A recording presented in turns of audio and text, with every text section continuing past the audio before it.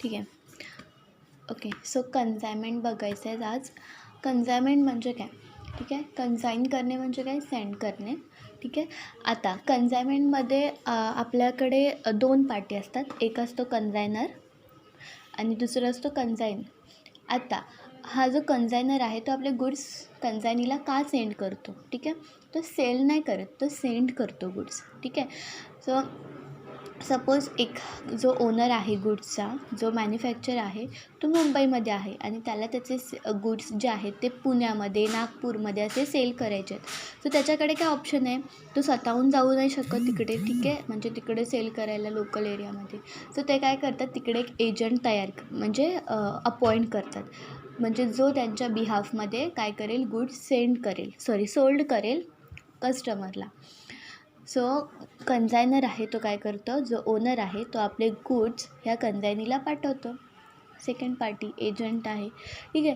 त्याच्या बदल्यात हा कन्सायनी काय करतो, ते गुड्स सेल करतो आणि जो पण मनी त्याच्यामधून इन्कर होईल, जो पण सेल्स रेव्हेन्यू असेल तो ह्याला इकडे पाठवून देतो. त्याच्या बदली म्हणजे आता हे कन्सायनी तर फुकटमध्ये नाही करणार, मग ह्याच्या बदली ह्याला मिळतं कमिशन. ठीक आहे. आता ह्या कमिशनचा रेट ठरलेला असतो, त्याच्याप्रमाणे ते लोक अग्रीमेंटमध्ये ठरवून देतात. आता मेन गोष्ट आहे की एक्सपेन्सेस. कन्सायनर आता ते गुड्स पाठवायचे, ठीक आहे, मुंबईवरून पुण्याला पाठवायचे, तर कन्सायनर काय काय एक्सपेन्सेस करणार? एकतर परचेस प्राईस म्हणजे ही प्राईज आहे जी कॉस्ट आहे गुड्सची. सपोज ते गुड्स त्याने कन्सायनरने परचेस केले असतील कोणाकडून किंवा मग स्वतः मॅन्युफॅक्चरिंग केली असतील, त्याची जी प्राईज आहे ती परचेस प्राईज असते. त्याच्यामध्ये आता मुंबईवरून पुण्याला जाणार आहेत गुड्स, तर मग जी ट्रॅव्हलिंग कॉस्ट असणार आहे ती, अगेन जे पण टॅक्सेस असणार आहेत. ठीक आहे. त्याच्यानंतर आता त्या गुड्स ट्रान्झिटमध्ये काही लॉस झाला किंवा काही झालं तर त्याच्यासाठी आपण त्याचा इन्शुरन्स काढणार. ठीक आहे. इन्शुरन्स कोण काढणार? कन्सायनर.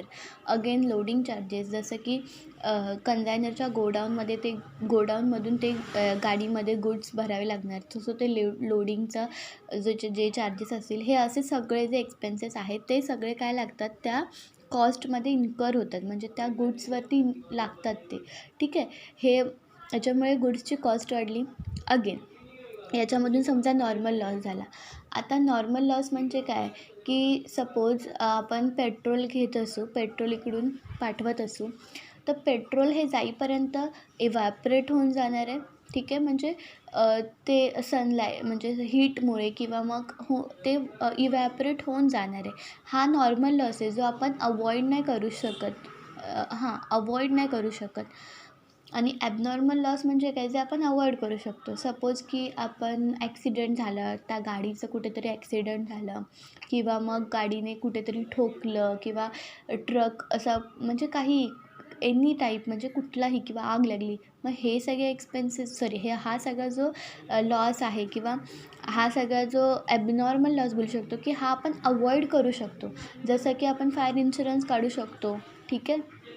तर असे इन्शुरन्स काढून आपण काय करू शकतो, तो लॉस अवॉइड करू शकतो. बट नॉर्मल लॉस, आता सपोज पेरिशेबल गुड्स असतील, जसं की फ्रूट्स असतील, व्हेजिटेबल्स असतील, सो त्याच्या एक पर्टिक्युलर कालावधीनंतर 1-2 ते 3 दिवसानंतर तो काय होणार आहे, पेरिश होणार आहे गुड. कळलं? म्हणजे त्याच्यामध्ये कसं आहे की जो नॉर्मल लॉस आहे तो होणारच आहे, तो आपण टाळू नाही शकत, आणि म्हणून नॉर्मल लॉस हा याच्यामध्ये इन्क्लूड नाही केला जात. ठीक आहे. अगेन आहे एक्सपेन्सेस ऑफ कन्सायनी. आता कन्सायनीचे एक्सपेन्सेस काय काय असतील, सपोज आता मुंबईहून आपण गुड्स पाठवले पुण्याला, तर पुण्याला ते गुड्स गेलेत. ठीक आहे.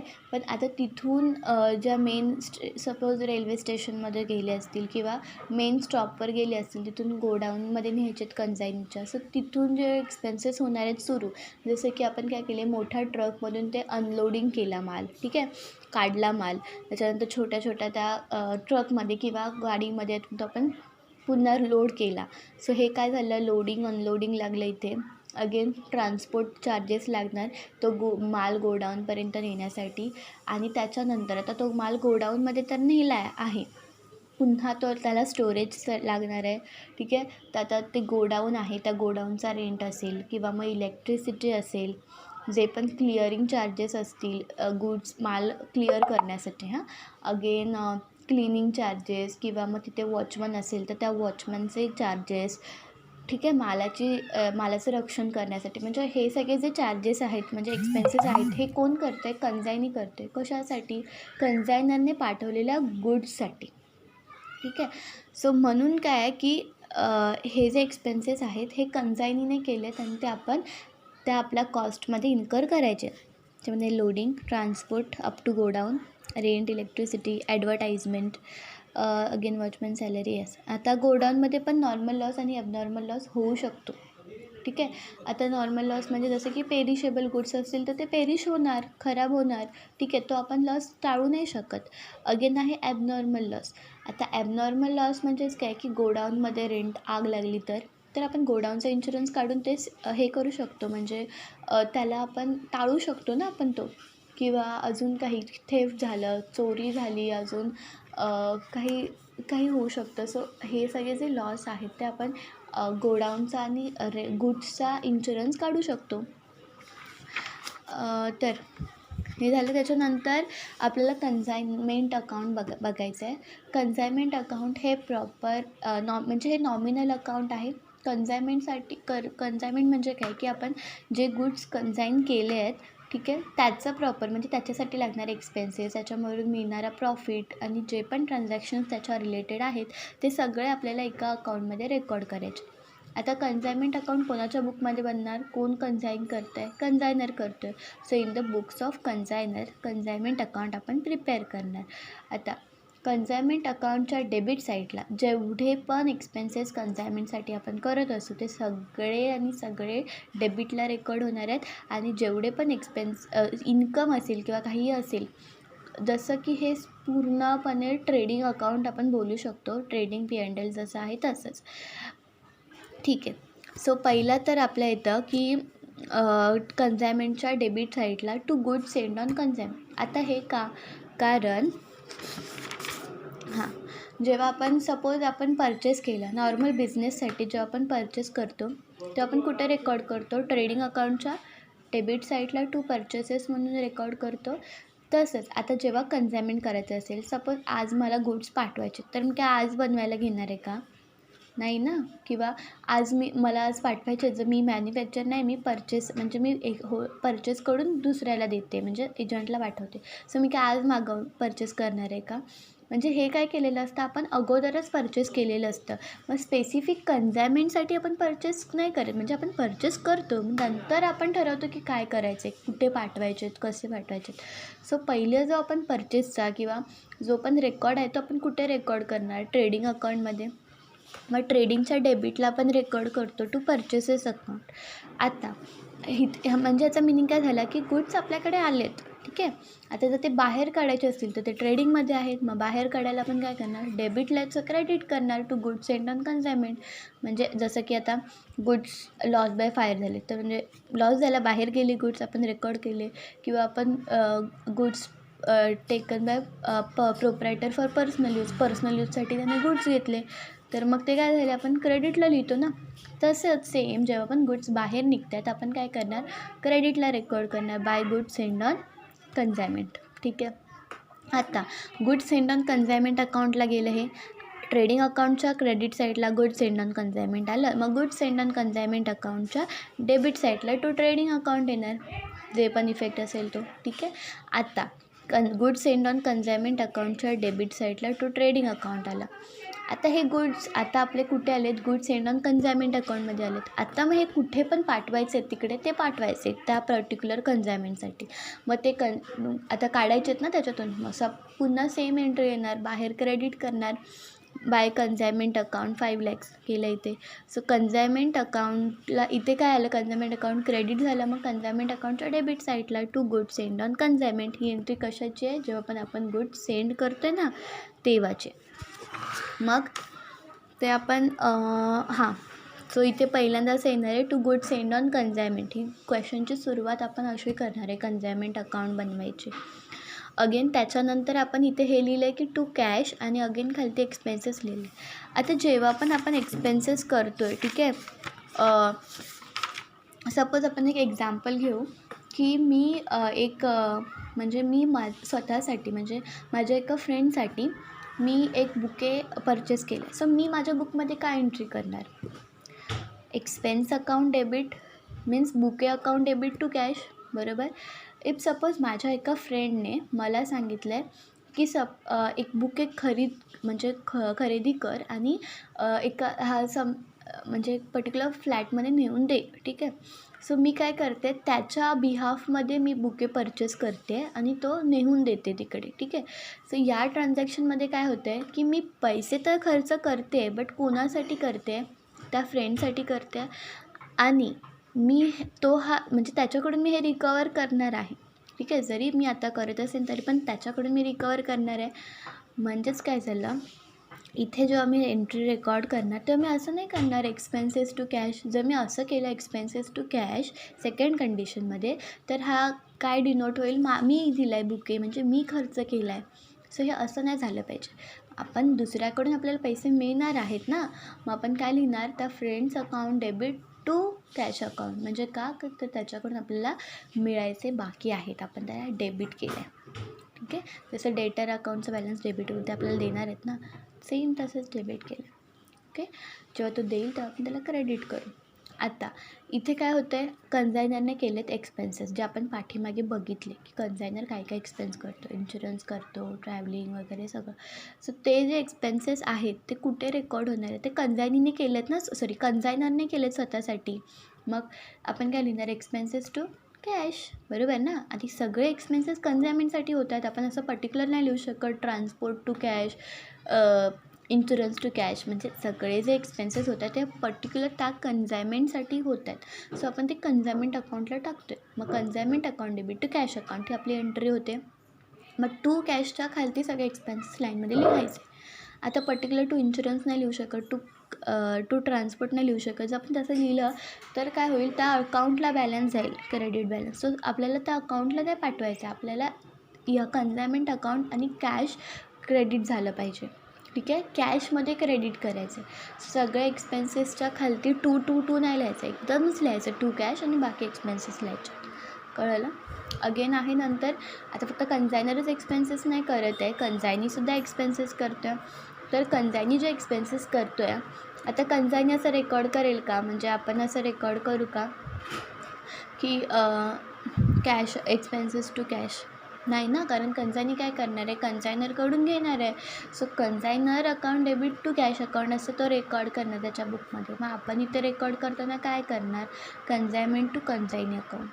कारण कन्झायनी अकाउंट करणार आणि मग सगळे एक्सपेन्सेस लिहिणार, कारण आपल्याला कन्झायनीला ते पैसे द्यायचे पर्टिक्युलर त्यासाठी कारणासाठी द्यायचे, बट कन्झायनीला द्यायचे, कळलं. अगेन इथे कमिशनसुद्धा येणार की कमिशन पण आपण त्याला देतो. सो इथंच आपण खाली लिहू शकतो कमिशन, लिहिलं नाही मी. अगेन आता या साईडला क्रेडिट साईडला कन्झायमेंट अकाउंटच्या क्रेडिट साईडला काय काय येणार, एक तर आपलं येणार सेल्स व्हॅल्यू, जेव्हा आपण सेल करतो आहे, ठीक आहे. आता इथे सेल कोण करतं आहे, कन्झायनर करतं आहे, नाही. कोण करतं आहे, कन्झायनी करणार आहे सेल आपल्या गुड्सचा. सो कन्झायनी जेव्हा सेल करतो आहे तर आपण आपल्या बुकमध्ये एंट्री काय करणार, consignment account, consignee account debit to consignment account. का, कारण जे आपण डायरेक्टली सेल्स नाही लिहू शकत, ठीक आहे. कारण आपल्याला डायरेक्टली पैसे थोडीच मिळतात आहेत, नाही ना.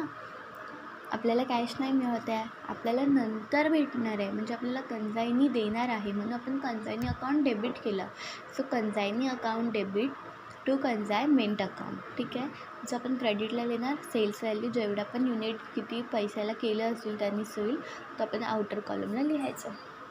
आता हे तर बेसिक झालं, म्हणजे हे बेसिक कन्झायनरचे एक्सपेन्सेस, कन्झायनीचे एक्सपेन्सेस आणि सेल्स व्हॅल्यू. नंतर खूप मोठा जो बॅलन्स पार्ट आहे तो आहे की स्टॉक ऑन कन्झायमेंट आणि लॉसेस वगैरे, ठीक आहे. आता मला सांगा, जेव्हा पण आपण हे केलं, सपोज आपण गुड्स सेंड ऑन कन्झायमेंट इथे जे पाठवले होते, मी लिहिते इथे,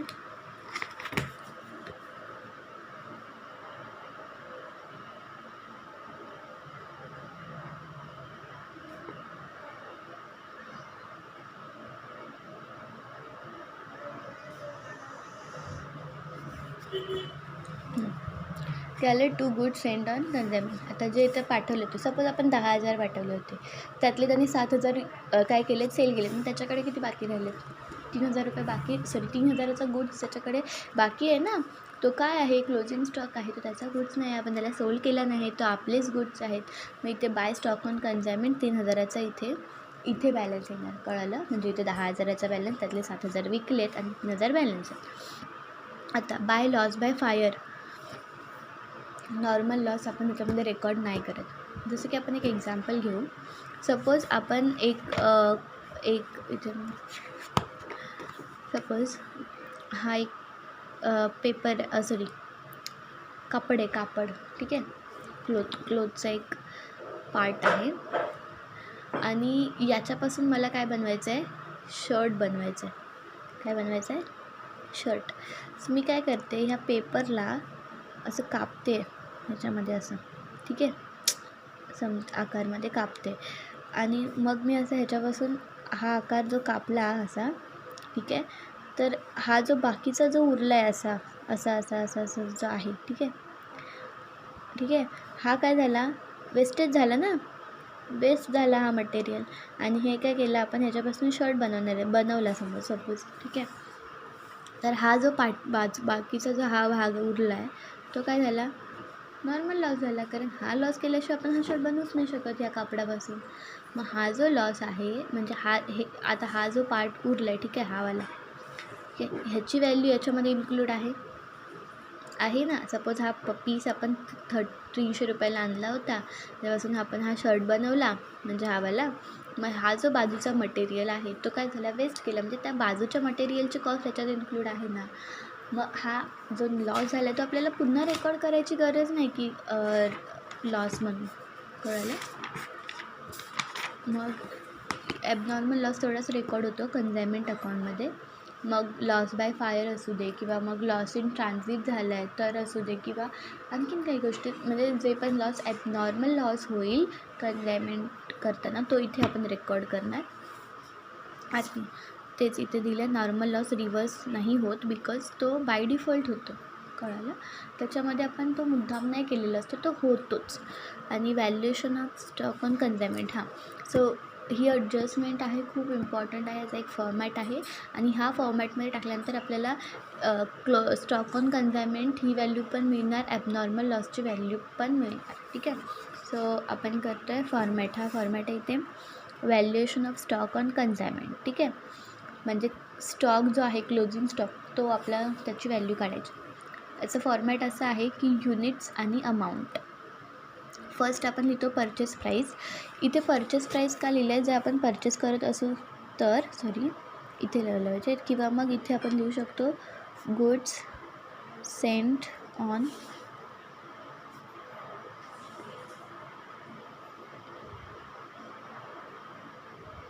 कन्झायमेंट, ठीक आहे. गुड्स सेंड ऑन कन्झायमेंट किंवा परचेस प्राईस, जी पण आपण जेवढे युनिट सेंड केले असू, जेवढ्या अमाऊंटला तिथे लिहिले.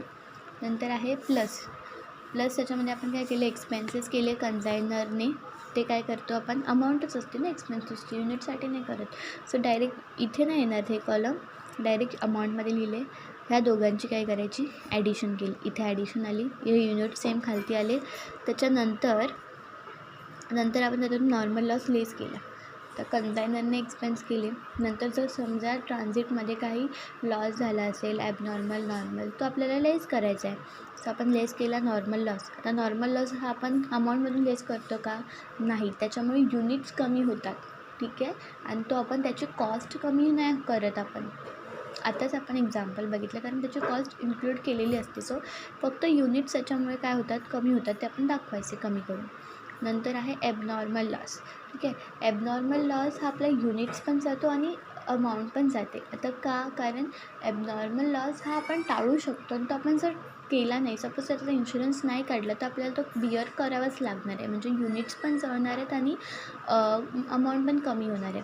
आता जरी इन्शुरन्स काढला असेल आणि इन्शुरन्स कंपनीने आपल्याला क्लेम दिला, तरी पण कन्झायमेंट अकाउंट हिट करत नाही. कन्झायमेंट अकाउंटवर त्याचा फरक पडत नाही, कारण जो पण क्लेम आहे त्याच्यामुळे आपला जो लॉस झाला आहे तो काय पुन्हा येणार नाही आहे. 10,000चे गुड्स जर जळाले असतील तर इन्शुरन्स कंपनीने दिला जरी 10,000 रुपयेचा क्लेम तरीसुद्धा आपले गुड्स काय रिटर्न येणार नाहीत. गुड्स तर युनिट्स कमी झाले ते कमी झाले ना, अमाऊंट पण त्याची कमी झाली. कळलं. जे क्लेम आहे तो प्रॉफिट अँड लॉस अकाउंटला क्रेडिट होतो, म्हणजे ते आपला इन्कम झालं, इन्कम झालं, गेन झालं. अगेन आहे आपण कंझाईनीचे एक्सपेन्सेस त्याच्यामध्ये ॲड केले. आता कंझाईनीचे एक्सपेन्सेस कुठपर्यंत ॲड करणार,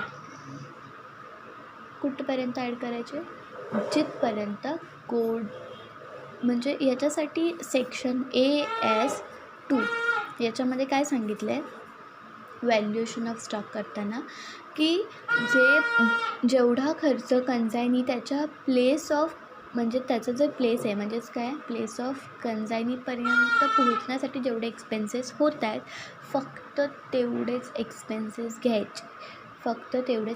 घ्यायचे. जसं की सपोज आपण कंझाईनीला गुड्स पाठवून दिले तर कंझाईनीने त्या स्टेशनपासून ते गुड्स ट्रॅव्हल करून नेले.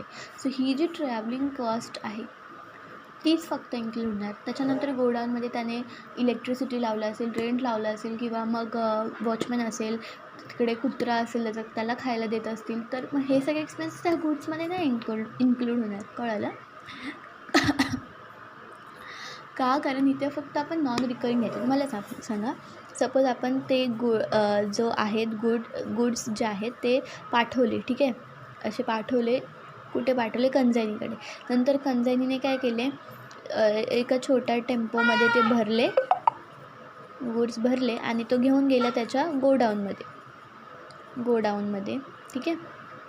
तर याच्यामध्ये हे जे गुड्स एकदा इकडे गेलेत ते थोडी पुन्हा आपण इकडे आणून परत इकडे नेणार आहे, नाही ना, एकदाच करणार ना. म्हणजे एकदाच जाणार आहेत गुड्स गोडाऊनमध्ये, थोडी आपण पुन्हा करणार. म्हणजे हा काय नॉन रिकरिंग एक्सपेन्स आहे जो रिकर नाही होत, म्हणजे पुन्हा नाही होत. आता रेंट काय आहे, द्यावंच लागणार आहे. असं नाही की आपण त्याच गुड्ससाठी रेंट देतो आहे. सपोज आज ते गुड्स गोडाऊनमध्ये गेले, उद्या बाहेर पडतील, दुसरे गुड्स येतील, म्हणजे काय जो रेंट आहे तो आपण त्याच्यासाठी नाही देत आहे. इलेक्ट्रिसिटी, कळतं आहे. म्हणजे जे नॉन रिकरिंग एक्सपेन्सेस आहेत ना तेवढेच फक्त इथे घ्यायचे आहेत आपल्याला. पण इथे घेताना असं नाही करायचं आहे, इथे सगळे एक्सपेन्सेस घ्यायचे आहेत. कळलं. अगेन आहे goods reach to godown only, इथे पण लिहून दिलं की कंझाईनचे एक्सपेन्सेस जे पण केले त्या अमाऊंटमध्ये इथे येणार. नंतर आपण काय केलं इथे हे दोन्ही पण लेस करून इथे अमाऊंट आलेली आणि सेम ती अमाऊंट युनिट्स आपण खाली घेतले. आता काय झालं, सगळं तर झालं आहे. आता नॉर्मल लॉस किंवा ॲबनॉर्मल लॉस जो पण असेल, नॉर्मल झाला असेल तर आपण युनिट्समधून लेस करणार, ॲबनॉर्मल झालं असेल तर युनिट्स आणि अमाऊंट दोघांमधून पण लेस करणार. आणि जे खालती आलं आहे, ठीक आहे, तर याच्यावरून आपल्याला काय काढायचं आहे की अमाऊंट काढायचं आहे, व्हॅल्युएशन ऑफ क्लोजिंग स्टॉक. मग बघायचं की आता एवढे उरलेत, ठीक आहे, तर यातले एवढे काय झालेत, युनिट सेल झालेत. सपोज इथे 10,000 टाकले असतील, त्यातले लॉस झाला आहे, ॲबनॉर्मल झाला आहे, पुन्हा ओके, त्याच्यानंतर पुन्हा जर तुमचा नॉर्मल लॉस झाला असेल, काही ॲबनॉर्मल झाला असेल आणि मग सपोज उरले असतील, सपोज 8,000चे गुड्स उरलेत, 8,000 युनिट्स उरलेत. तर त्या 8,000 युनिटपैकी आपण 7,000चा सेल केलेला ना, मग बॅलन्स किती राहिले. सपोज हे सगळं करून इथे 7,000 युनिट्स आपले राहिले. पर्टिक्युलर ही इथे अमाऊंट पण आली असणार वजा करून, ठीक आहे, ती अमाऊंट असणार इथे. आणि आत्ता हे 7,000 आता तर 7,000 उरलेत, 8,000 बोलले ना मी, 8,000 उरलेत, त्यातले 7,000 काय झाले, सेल झाले. मग 7,000 तू लेस कर ना, सेल झाला आहे ना तर तू लेस कर, म्हणजे बॅलन्स किती आला, 1,000. म्हणजे ह्या 1,000साठी तू इथे ही वाली अमाऊंट काढायची, ही तर असणारच वजा करून इथे आलेली अमाऊंट. मग हे कसं करायचं, हे 1,000 इंटू ही जी अमाऊंट आहे ती, ठीक आहे, डिवायडेड बाय हे 8,000 केले की मग इथे एक्सची व्हॅल्यू येणार, म्हणजेच काय येणार, व्हॅल्युएशन ऑफ स्टॉक ऑन कंझायमेंट येणार. आणि इथे एक मेन इम्पॉर्टंट गोष्ट आहे की ॲबनॉर्मल लॉस.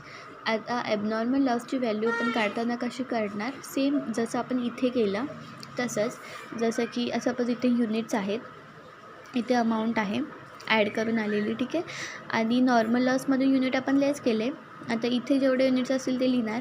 मग सेम ह्या दोघांचे इंटू डिवायडेड बाय युनिट आणि आपण ही अमाऊंट काढायची आणि मग मायनस करून सेम कंटिन्यू. सेम इथे ॲबनॉर्मल लॉसच्या वेळेला ह्या जो 2 अमाऊंट आल्यात त्यातून नॉर्मल लॉस लेस केला, ॲबनॉर्मलचे युनिट इंटू हे डिवायडेड बाय हे आणि अमाऊंट आहे. ठीक आहे. आता इथे काय लिहिलेलं हां, गुड सेंड ऑन कन्सायनमेंट. तिथे गुड सेंड ऑन कन्सायनमेंट का आला, कारण सपोज आपण परचेस करत असू तर आपण काय लिहिणार, purchases account debit to consignment to cash, म्हणजे आपण परचेस केलं ना. आणि आपण गुड सेंड करत असू कन्साईन करण्यासाठी, कन्सायनमेंट वेळेला कन्साईन करत असू तर आपण काय करणार, good sent on consignment account debit to consignment